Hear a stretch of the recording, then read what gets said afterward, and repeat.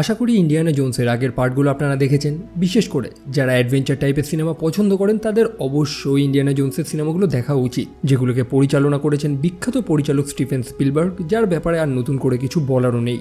Indiana জোনসের 4 নম্বর part অর্থাৎ Indiana Jones and the kingdom of the crystal skull, এই সিনেমাতেই আমরা last বারের মতন ইন্ডিয়ানাকে দেখেছিলাম, আর এখনও পর্যন্ত তার একটাও সিনেমা আর রিলিজ করেনি। যদিও অভিনেতা হ্যারিসন ফোর্ডও অনেক বয়স্ক হয়ে গিয়েছে, এখন বলা যাচ্ছে না ভবিষ্যতে আমরা অন্য কাউকে ইন্ডিয়ানার রূপে দেখতেও পারি। যাই হোক, সেটা নয় পরেই জানা যাবে।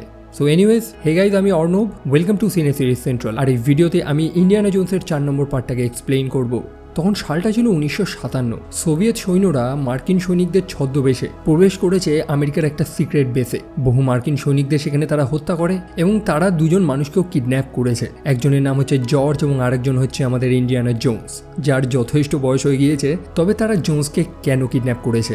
আসলে সেখানে একটা হ্যাঙ্গার ছিল যেটার নাম ছিল হ্যাঙ্গার 51, যেটির মধ্যে একটা গুরুত্বপূর্ণ জিনিস আছে। সোভিয়েতরা সেটাই খুঁজছে এবং এই ক্ষেত্রে হয়তো ইন্ডিয়ানা তাদের সাহায্য করতে পারে।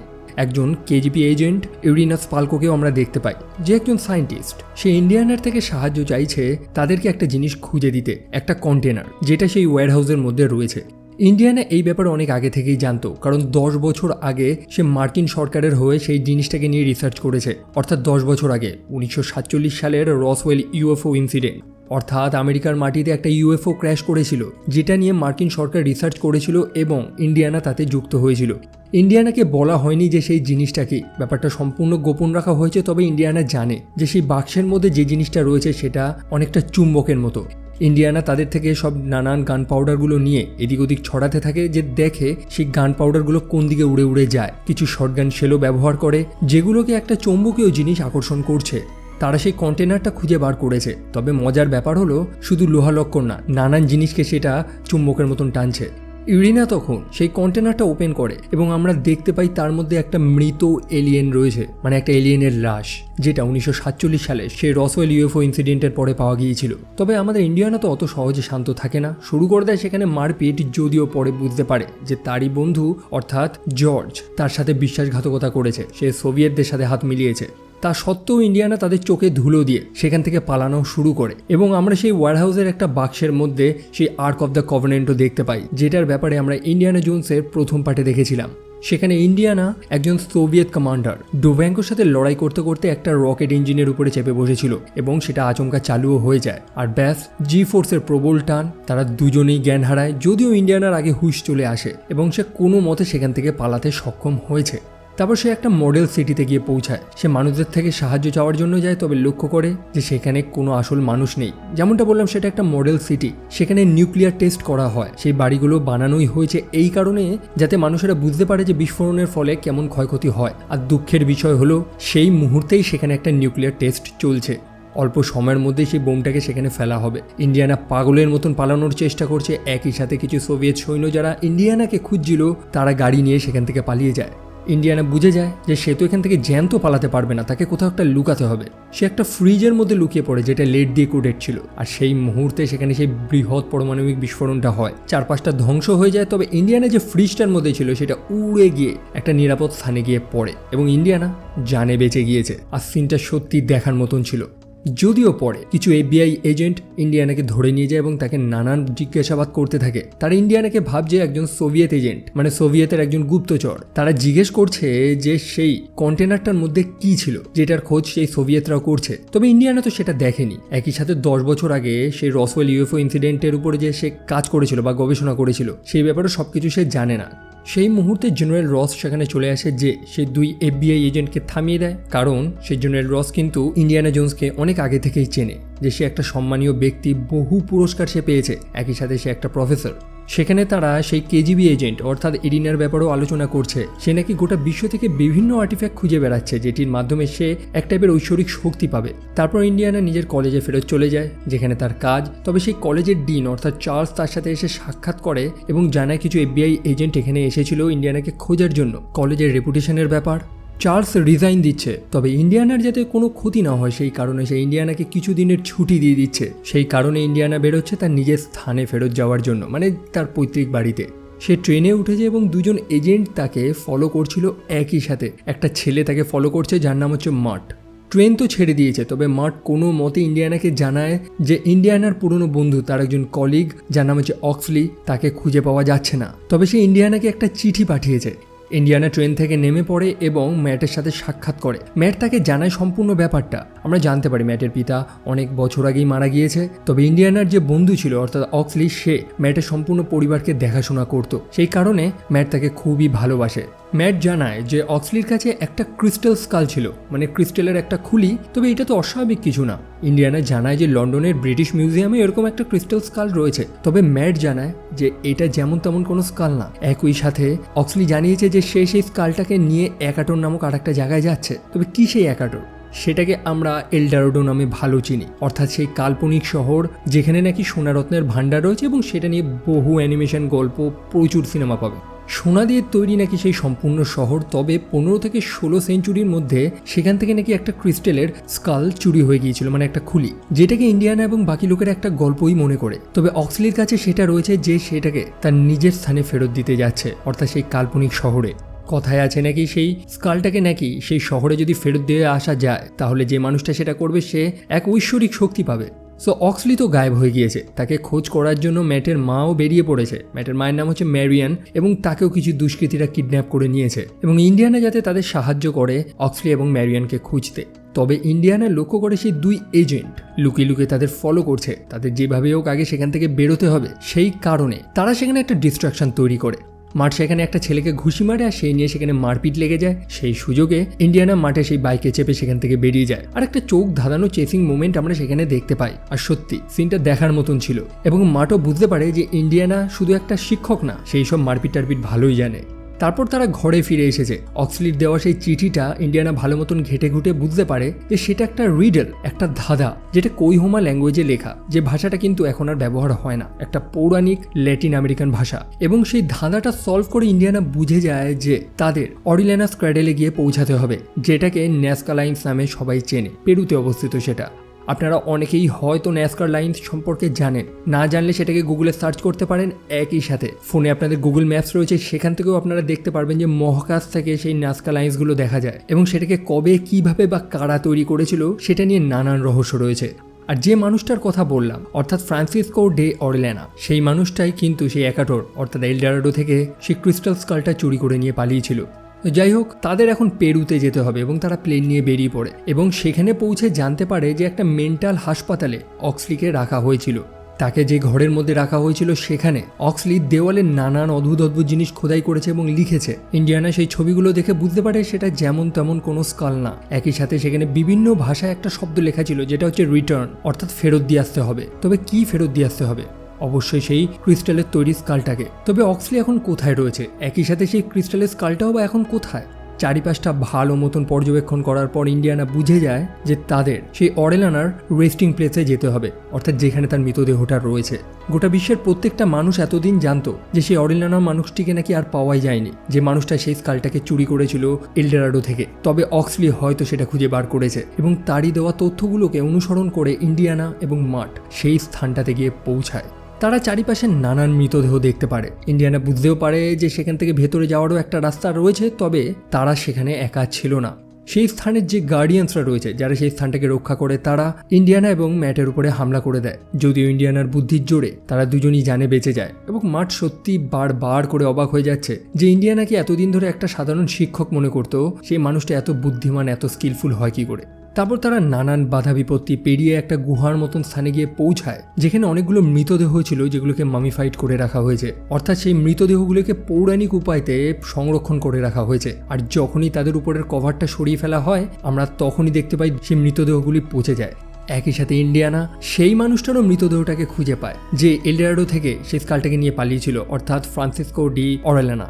ইন্ডিয়ানা অনুমান করছে যে এই মানুষগুলো লোভে পড়ে তাদের নিজেদের মধ্যেই মারপিট করা শুরু করে, আর যেটাই তাদের মৃত্যুর কারণ হয়ে দাঁড়ায়। সো সেই অরিলেনারই মৃতদেহের নিচে ইন্ডিয়ানা সেই বৃহৎ আকার ক্রিস্টাল স্কালটা খুঁজে পায়। সে বুঝে যায় যে এটা কোনো কাল্পনিক গল্প ছিল না, এটা সত্যি কথা। জিনিসটার মধ্যে এক ধরনের চৌম্বকীয় শক্তি ছিল, যেটা শুধু লোহা লক্কর না, সোনাকেও আকর্ষিত করছে, আর সেটার ব্যাখ্যা আমাদের কাছে নেই। তবে ইন্ডিয়ানা বুঝতে পারছে না যে অক্সলি নামক সেই মানুষটা এই স্থানটার খোঁজ করলো যেখানে সেই স্কালটা রয়েছে, কিন্তু সে সেটাকে না নিয়ে গিয়ে এখানেই কেন ফেরত রেখে গেল। মানে সেই স্কালটাকে তো তার নিজস্ব জায়গায় অর্থাৎ এলডোরাডোতে নিয়ে গেলে সে একটা পুরস্কার পেত, কিন্তু সে তো সেটা করেনি। তারপর তারা যখন সেই স্থান থেকে বাইরে বেরোয় সেই মুহূর্তে লক্ষ্য করে যে সোভিয়েত সৈন্যরা তাদের ঘিরে ফেলেছে। তাদের নিয়ে যাওয়া হয় অ্যামাজনের একটা জঙ্গলে। ইন্ডিয়ানাকে সেখানে আটকে রাখা হয়েছে এবং তার সেই পুরনো বন্ধু অর্থাৎ জর্জ, যে তার সাথে বিশ্বাসঘাতকতা করেছে, সে ইন্ডিয়ানাকে জানায় যে তারা যদি এলডোরাডোর খোঁজ করতে পারে অর্থাৎ সোনার তৈরি সেই শহরটা, তাহলে তারা অনেক বড় লোক হয়ে যাবে। সেই কারণেই জর্জ এই সোভিয়েত সৈন্যদের সাথে হাত মিলিয়েছে। তখন সেই কেজিবি সায়েন্টিস্ট অর্থাৎ ইরিনা স্পালকো সেখানে উপস্থিত হয়। সে জানায় যে তারা একটা অস্ত্র তৈরি করার চেষ্টা করছে অর্থাৎ মাইন্ড ওয়েপন, যেটা দিয়ে মানুষদের মস্তিষ্ককে কন্ট্রোল করা সম্ভব। ইন্ডিয়ানা তো এইসব ব্যাপারে একদমই বিশ্বাস করে না। তবে তখন ইরিনা তাকে দেখিয়ে দেয় যে সে গোটা বিশ্ব ঘুরে বিভিন্ন এলিয়েনদের মৃতদেহ খুঁজে বার করেছে। সোভিয়েত ইউনিয়নের মধ্যে একটা ইউএফও ক্র্যাশ সাইট রয়েছে, একই সাথে সেই রসওয়েল ইউএফও ইনসিডেন্ট। গল্পের শুরুতেই যেটা দেখেছিলাম যে সেই স্থান থেকে ইরিনা একটা এলিয়েনের মৃতদেহ বার করেছিল। ইরিনা জানে যে এই এলিয়েন্সের কাছে যে প্রযুক্তি রয়েছে সেটা মানুষদের বোঝার বাইরে। সে চায় সেই ক্রিস্টাল স্কালটাকে নিয়ে এলডোরাডোতে ফেরত দিয়ে আসবে, যার পরিবর্তে সে একটা শক্তি বা এক টাইপের উপহার পাবে। ইন্ডিয়ানা এখনও সেটাকে কাল্পনিক গল্পই মনে করে। তবে সেই মুহূর্তে ইন্ডিয়ানার যে সেই পুরনো বন্ধু অর্থাৎ অক্সলি, যার কথা এতক্ষণ ধরে বলছিলাম, তাকে সেই স্থানে আনা হয়। আসলে সোভিয়েতরাই অক্সলিকে বহু আগে কিডন্যাপ করে রেখেছিল। অক্সলির মাথাটা খারাপ হয়ে গিয়েছে, সে আজব আচরণ করছে এবং সে ইন্ডিয়ানা জোন্সকেও চিনতে পারছে না যে তার ছোটবেলার বন্ধু। ইরিনা জানায় এই সব কিছু হয়েছে সেই ক্রিস্টাল স্কালটির কারণে। সেটার মধ্যে হয়তো কোনো সাইকিক পাওয়ার রয়েছে যেটা মানুষদের কিছু একটা বলার চেষ্টা করছে, আর সেটাই অক্সলিকে প্রায় আধা পাগলা বানিয়ে দিয়েছে। ইরিনা এখন ইন্ডিয়ানার সামনে সেই স্কালটা রেখে দেয়। সে ইন্ডিয়ানাকে বলে সেই স্কালটার দিকে একভাবে তাকিয়ে থাকতে এবং দেখতে যে সেই স্কালটা তাকে কি বলার চেষ্টা করছে। ইন্ডিয়ানা সেই স্কালটার দিকে একভাবে তাকিয়ে থাকে। একই সাথে ইরিনা তাকে তার নিজের প্ল্যানটারও কথা বলে যে এই শক্তিটা যদি সে পেয়ে যায় তাহলে সম্পূর্ণ মার্কিন সৈনিকদের ইরিনা নিজেই কন্ট্রোল করতে পারবে, তাদের মস্তিষ্ককে সে কন্ট্রোল করতে পারবে। ইন্ডিয়ানা বুঝতে পারে যে সেই স্কালটার মধ্যে কোনো এক ধরনের শক্তি রয়েছে। সেই স্কালটা ইন্ডিয়ানাকে বলছে তাকে তার নিজের স্থানে নিয়ে যাওয়ার জন্য। তবে সাধারণ মানুষদের পক্ষে সেটা সহ্য করা খুবই কঠিন, সেই কারণে তারা স্কালটিকে সেখান থেকে সরিয়ে দেয়, নইলে ইন্ডিয়ানা সেখানে জ্যান্ত থাকতো না। কথাটার অর্থ এটাই যে সেই স্কালগুলো মানুষদের সাথে টেলিপ্যাথিক্যালি কথা বলে, অর্থাৎ মনে মনে, যেটা মানুষেরা বেশিক্ষণ গ্রহণ করতে পারবে না। তারপর ইরিনা ইন্ডিয়ানাকে জিজ্ঞেস করে যে সেই স্কালটার থেকে সে কি জানতে পেরেছে, বা তার বন্ধু অক্সলি সে কি জানে। সেই কথাগুলো যদি সে না বার করতে পারে তাহলে মার্ট নামক সেই ছেলেটা এবং মার্টের যে মা রয়েছে অর্থাৎ ম্যারিয়ান, তাকেও হত্যা করে দেওয়া হবে। আর তখনই ইন্ডিয়ানা ম্যাটের মা অর্থাৎ ম্যারিয়ানকে দেখে চিনতে পেরে যায়, যেটা আর কেউ নয়, সেটা হচ্ছে ম্যারিয়ান রেভেনহুড, যাকে আমরা এই সিরিজের আগের পার্টেও দেখেছি। ম্যারিয়ান এবং ইন্ডিয়ানার মধ্যে আগে ভালোবাসা ছিল, তারা একে অপরের সাথে প্রেম করতো। তবে ইন্ডিয়ানা ম্যারিয়ানকে ছেড়ে দিয়েছিল। তবে ইন্ডিয়ানা এখনও কিন্তু মনে মনে ম্যারিয়ানকে পছন্দ করে, আর বাধ্য হয়ে এখন তাকে সেই কাজগুলোই করতে হবে যেগুলো ইরিনা তাকে বলেছে। সে তার বন্ধু অক্সলিকে জিজ্ঞেস করে যে সেই কাল্পনিক শহরটি অর্থাৎ এলডোরাডো বা যেটার নাম হচ্ছে একাটোর, সেটা কোথায়। অক্সলি তখন মুখে কিছু বলতে পারে না, তবে তার হাত দিয়ে লেখার কিছু একটা চেষ্টা করে। সে অদ্ভুতভাবে নিজের হাতটা নাড়াচ্ছিল, যেটাকে বলা হয় অটোমেটিক রাইটিং। তার হাতে একটা পেন এবং পেপার দিয়ে দেওয়া হয় এবং অক্সলি সেখানে কিছু একটা ছবি আঁকে, যেটা অবশ্যই একটা ম্যাপ, একটা রাস্তা যেটার মাধ্যমে তারা সেই এলডোরাডোতে যেতে পারবে। ইন্ডিয়ানা তখন ইরিনাকে ম্যাপের মাধ্যমে সেই রাস্তাটা দেখাতেই যাবে। তবে তখনই মার্ট সেই সৈন্যগুলোর সাথে লড়াই করা শুরু করে এবং তার মা অর্থাৎ ম্যারিয়ান, অক্সলি এবং ইন্ডিয়ানাকে নিয়ে সেখান থেকে পালিয়ে যায়। পালানোর দরুন ইন্ডিয়ানা এবং ম্যারিয়ান একটা চোরাবালিতেও ফেসে গিয়েছিল। ইন্ডিয়ানা অক্সলিকে বলে কিছু সাহায্য আনার জন্য, যাতে তারা সেখান থেকে বেরোতে পারে। যদিও পরে মার্ট একটা বৃহৎ আকার সাপ নিয়ে আসে, যেটাকে ম্যারিয়ান দড়ির মতন ব্যবহার করে সেখান থেকে বেরিয়ে যায়। তবে ইন্ডিয়ানা সেটা পারছিল না, কারণ সে সাপ দেখে প্রচণ্ড ভয় পায়। সেই প্রথম পার্টেই আমরা সেটা জেনেছিলাম। যদিও নিজের ভয় কাটিয়ে সেখান থেকে সে উঠে আসে এবং লক্ষ্য করে যে অক্সলি সব সৈন্যদের সেখানে নিয়ে চলে এসেছে। যেমনটা বলেছিলাম, তার মাথাটা অর্ধেক খারাপ হয়ে গেছে, তাকে সাহায্য আনতে বলা হয়েছে এবং সেই সৈন্যদের ডেকে এনেছে। তারপর সেই সৈন্যরা গাড়িতে করে তাদের নিয়ে যাচ্ছে। একই সাথে ইন্ডিয়ানা এটাও জানতে পেরেছে যে মার্ট নামক সেই ছেলেটা তার নিজের ছেলে। আসলে ইন্ডিয়ানার সাথে ম্যারিয়ানের বিয়ের কিছুদিন আগে ইন্ডিয়ানা তাকে ছেড়ে দিয়ে চলে যায়। ম্যারিয়ান অন্তঃসত্ত্বা ছিল, তবে এই ব্যাপারে ম্যারিয়ান তার ছেলে অর্থাৎ মার্টকেও জানায়নি। ইন্ডিয়ানাও সেই ব্যাপারটা শুনতে পেরে অবাক। সে জানায় যে মার্ট ছেলেটা এরকম বাউন্ডুলের মতন কেন ঘুরে বেড়ায়, সে স্কুলে কেন পড়ছে না, মানে তার মধ্যে একটা বাবা বাবা ভাব চলে এসছে এখন। আর এই নিয়ে তাদের তিনজনের মধ্যে সেখানে ঝামেলা শুরু হয়, যেটা তাদের একটা চাল ছিল। তারা সুযোগ বুঝে সেই গাড়িতে অবস্থিত সৈন্যদের পেটানো শুরু করে। ইন্ডিয়ানা তার জলবা দেখিয়ে দেয় এবং সেই গাড়ি থেকে সৈন্যদের বার করে সেই গাড়িটা নিজে চালানো শুরু করে। সেই গাড়িতে একটা আরপিজি ছিল, ইন্ডিয়ানা র্যান্ডামলি সেটা শ্যুট করে দেয়, আর ব্যাস সেখানে তুলকালাম লেগে যায়। একটা চরম ফাইটিং সিন আমরা দেখতে পাই। একই সাথে ইন্ডিয়ানার যে বন্ধু ছিল জর্জ, সে ইন্ডিয়ানাকে জানায় যে সে নাকি একটা সিআইএ এজেন্ট, যে ব্যাপারে সে কাউকেই বলেনি। সেখানে মাঠকেও আমরা দেখতে পাই যে ইরিনার সাথে বেশ দারুণ তলোয়ারবাজি করছিল, যদিও ভুলবশত একটা গাছের ঝুড়িতে সে আটকে যায়। তবে সেখানকার জঙ্গলি বাদরগুলোকে দেখে দেখে সে টারজানের মতন ঝুলতে ঝুলতে এগোনো শুরু করে এবং সময় মতন সঠিক স্থানে এসে পৌঁছায়। যদিও কিছুক্ষণ পরে তাদের গাড়িগুলো একটা জায়গায় গিয়ে ক্র্যাশ করে, যেখানে ছিল সেই ছোট ছোট পিঁপড়েদের বাসা। সেই পিঁপড়েদের সংখ্যা যথেষ্ট বেশি ছিল। তবে আমরা লক্ষ্য করি অক্সলির কাছে সেই ক্রিস্টাল স্কালটা ছিল এবং পিঁপড়েগুলো সেটা দেখে ভয় পাচ্ছে। অন্যদিকে ইন্ডিয়ানা ডোভেঙ্কোর সাথে লড়াই করছে, তবে অবশেষে সে ডোভেঙ্কোকে সেই পিঁপড়েগুলোর মাঝখানে ফেলে দেয়। সেই পিঁপড়েগুলো ইন্ডিয়ানার টুপিটাও নিয়ে চলে যাচ্ছিল, তবে ইন্ডিয়ানা সময় মতন সেই টুপিটা নিয়ে নিজের মাথায় পড়ে নেয়, কারণ অবশ্যই টুপি ছাড়া ইন্ডিয়ানা জোন্সকে একেবারে মানায়ও না। তবে তাদের বিপদ এখনো কমেনি। ইরিনা এবং বাকি সৈন্যরা তারা আবার তাদের পিছু করেছে। তবে ম্যারিয়ান তখন সেই গাড়িটা ড্রাইভ করছিল, যে সরাসরি গাড়িটা নিয়ে একেবারে পাহাড় থেকে নিচে নদীতে গিয়ে পড়ে। যদিও সেই গাড়িটা অনেকটা বোটের মতন জলের উপরেও চলতে পারে এবং 3টে বড় বড় ঝর্ণা পেরিয়ে তারা একটা স্থানে এসে ল্যান্ড করে। তারা সেখানে একটা কঙ্কালের মুখের শেপে একটা পাহাড় দেখতে পায়, যার চোখ থেকে জল পড়ছিল। তারা বুঝে যায় যে সেই রাস্তা ধরেই তাদের এগোতে হবে। তারা সেই গুহার মধ্যে প্রবেশ করে এবং সেখানে দেওয়ালের নানান চিত্রগুলো দেখতে পায়, যেগুলো কয়েক হাজার বছর পুরনো, মানে পিরামিডেরও আগে। সেখানে যেসব আদিবাসীরা বসবাস করতো বা করে তাদের বলা হয় উগা ট্রাইব, যাদের সাথে সেই মহাকাশ থেকে আসা সেই এলিয়েন্সগুলো সাক্ষাৎ করেছিল। তারা এই ট্রাইবের লোকেদের চাষবাস শিখিয়েছে, বিভিন্ন প্রযুক্তি দিয়েছে। তবে সেখানে আরেকটা ছবিও দেখতে পায়, যেটা একটা চেম্বারের ছবি, যেখানে সেই 13 জন মহাকাশচারী বা সেই 13 জন এলিয়েন্স গোল হয়ে তারা বসেছিল। তবে ইন্ডিয়ানা এবং বাকি লোকেরা সেখানে একা ছিল না। সেই উগা ট্রাইবের লোকেরা সেখানে লুকিয়ে ছিল এবং সময় মতন তাদের উপরে হামলা করে দেয়। ইন্ডিয়ানা, ম্যারিয়ান এবং বাকি মানুষেরা কোনো মতে সেখান থেকে পালাচ্ছে। তবে অক্সলি জানে যে তাকে কিভাবে এখান থেকে পালাতে হবে। সেই ক্রিস্টাল স্কালটা হাতে তুলে নেয়, যেটা দেখে সেই ট্রাইবের লোকেরা ভয় পেয়ে যায় এবং সেই সুযোগে ইন্ডিয়ানা এবং বাকি লোকেরা সেখান থেকে বেরিয়ে যায়। তবে তাদের মধ্যে একজন বিশ্বাসঘাতক ছিল, অর্থাৎ জর্জ, যে নিজেকে একজন সিআইএ এজেন্ট বলে দাবি করেছে। সে সেখানে কিছু ট্রান্সমিটার ফেলে দিয়ে যায়, যাতে ইরিনা এবং তার সৈন্যরা ইন্ডিয়ানাদের খুঁজতে পারে। তারপর ইন্ডিয়ানা এবং বাকি লোকেরা সেই একটা বৃহৎ মায়ান মন্দিরের উপরে প্রবেশ করে এবং অক্সলি সেখানে ভেতরে প্রবেশ করার রাস্তাটাও ফিগার আউট করে নেয়। মানে যেমন সচরাচর হয়ে থাকে, একটা সিক্রেট জায়গায় প্রবেশ করতে গেলে যেমন আশেপাশে নানান পাজল থাকে, মানুষের বুদ্ধির জোরে সেগুলোকে সলভ করে আমাদের ভেতরে প্রবেশ করতে হয়। ঠিক এখানেও সেটাই দেখতে পারি আমরা।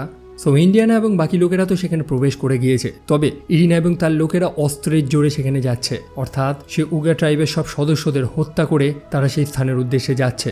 অন্যদিকে ইন্ডিয়ানা এবং বাকি লোকেরা সেই মন্দিরের মধ্যে একটা চেম্বারে গিয়ে উপস্থিত হয়, যেখানে গোটা বিশ্বের সব সিভিলাইজেশনের সব একটা আর্টিফ্যাক্ট রাখা রয়েছে, যেমন মায়ান, ইজিপশিয়ান এবং গোটা বিশ্বের। ইন্ডিয়ানা বুঝতে পারে যে সেই এলিয়েন্সগুলো একটা আর্কিওলজিস্ট, যে মানুষদের বিভিন্ন সিভিলাইজেশনের উপরে রিসার্চ করছিল, অর্থাৎ তারা মানব সভ্যতার আগে ভালো মতন জানার চেষ্টা করছিল। এবং অবশেষে তারা সেই ক্রিস্টাল স্কালটার সাহায্য নিয়ে সেই মেইন চেম্বারে গিয়ে উপস্থিত হয়, যেখানে আমরা দেখতে পাই 13টা এলিয়েন চেয়ারের উপর গোল করে বসে রয়েছে তারা। যদিও তাদের কঙ্কালটাও কিন্তু ক্রিস্টাল দিয়েই তৈরি এবং তার মধ্যে একটা এলিয়েনের মাথা নেই, অর্থাৎ তাদের কাছে যে স্কালটা রয়েছে এটাই হচ্ছে সেই এলিয়েনটি। অক্সলি তখন সেই খুলিটাকে সেই এলিয়েনটার উপরে বসিয়ে দিতে যায়, আর সেই মুহূর্তে জর্জ তার আসল রূপে চলে আসে। ইরিনাও সেখানে উপস্থিত হয়েছে, যে অক্সলিকে সেই কাজটা করতে দেবে না, কারণ সে নিজে এলিয়েনটিকে তার খুলিটাকে ফেরত দিতে চায়, যাতে সম্পূর্ণ উপহারটা ইরিনা নিজে পায়। ইরিনা তারপর সেই স্কালটা নিয়ে সেই এলিয়েনটাকে ফেরত দিয়ে দেয়। তখন সেই এলিয়েনটি অক্সলিকে টেলিপ্যাথিক্যালি বলে দেয় যে তার কি উপহার প্রয়োজন, অর্থাৎ ইরিনা কি উপহার নিতে পছন্দ করবে।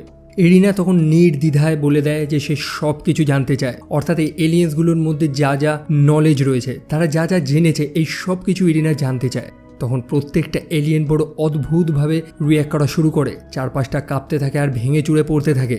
তাদের উপরে একটা পোর্টাল তৈরি হয়, যেটা একটা অন্য ডাইমেনশনে যাওয়ার রাস্তা, অর্থাৎ যেখান থেকে এই এলিয়েন্সগুলো এসেছে। বহু সৈন্য সেই পোর্টালের মধ্যে উড়ে চলে যায়, তবে ইন্ডিয়ান এবং বাকি লোকেরা কোনো মতে নিজেদের জীবন বাঁচিয়ে সেখান থেকে পালাচ্ছে।